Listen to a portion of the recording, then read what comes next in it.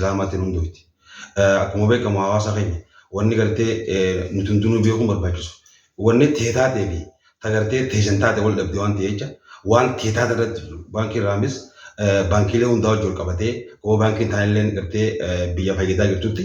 baankii irraamis baankii keessaafuu hayyoota islaamaatiin ulamaa islaamaatiin ta'uun doyte waan ta'eef jecha wanni kun waan keetii beektee yeroo namni diinagdee irratti hirmaatus waan jiru jecha nuti uummanni islaamaa rijaalawwan isaa asgaara wa kibaaran waan kana keessa qaama guutuudhaan qabeenya keenyaan lubbuu keenyaan akka isin bareeddee lalistu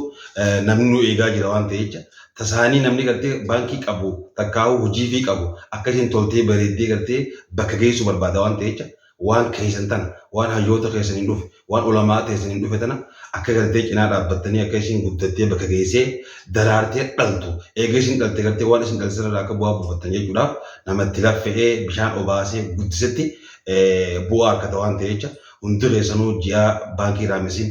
duraan keessatti hirmaatiin illee amma waan qabuun humna isaatiin beekumsa isaatiin yaada isaatiin qabeenya isaatiin gartee akka keessatti hirmaatu yennaa. Salaamu alaikum.